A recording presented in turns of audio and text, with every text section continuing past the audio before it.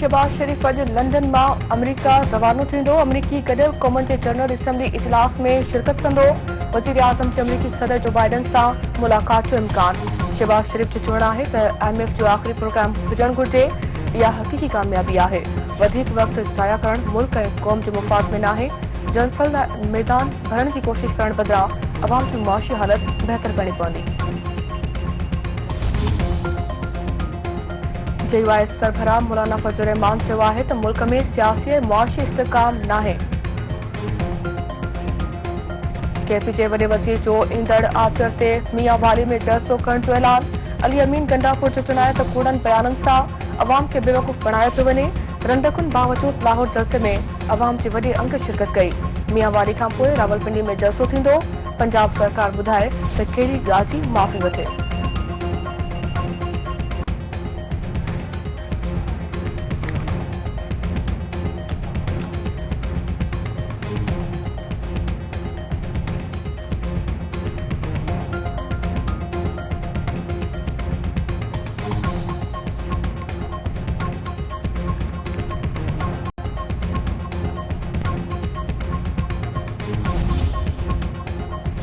Donald Trump जो सदारती चूंड हाराइण जी सूरत में ॿीहर चूंडूं न विढ़ण जो ऐलान। अॻूणे सदर चयो आहे त जेकॾहिं कमला हैरिस खां हाराए वियो त हीअ आख़िरी इलेक्शन हूंदी। उमीद आहे त कामयाब थींदो। अमरीकी डेमोक्रेटिक पार्टी जे सदारती उम्मीदवार कमला हैरिस चयो आहे त रिपब्लिकन उम्मीदवार डोनाल्ड ट्रंप खे अक्टूबर में मुबासे जी तजवीज़ खे क़बूल करणु घुरिजे।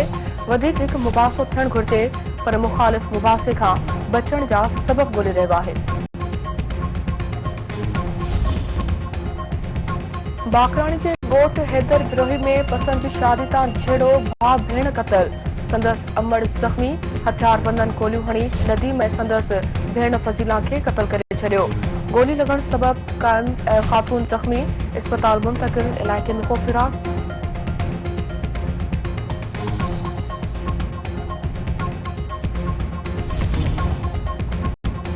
मदे जी वेझो पुराणे तकरार तां हथियारबंदनि जी फायरिंग, निंगरी समेत 2 ॼणा क़तल, औरत ज़ख़्मी। हथियारबंदनि गोलियूं हणी फातिमा ऐं महबूब जाफ़री खे क़तल करे छॾियो।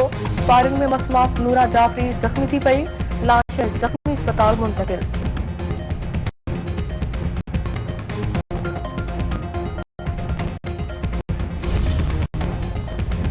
कंधकोट में पुलिस पारां मुक़ाबले दौरान ॾोहारी खे मारण जी दावा। पुलिस मूजिब जवाबदार जी सुञाणप शहज़ादो मीराणी पुट अर्शद तौर थी मारिजी वियो ॾोहारी ख़ादिम भयो टोले ऐं टेघाणी टोले जो मददगार हो।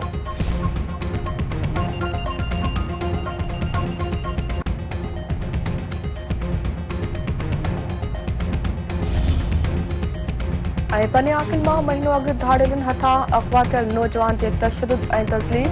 ॾोहारियुनि पारां सोहेल कोराई खे ज़ंजीरुनि में जकड़े तशदुद ऐं तज़लील जी वीडियो वायरल कई वई। धाड़ेलनि पारां ॻोठ साहिब खान कोराई वासी नौजवान जी आज़ादी एवज़ भुंग तलब।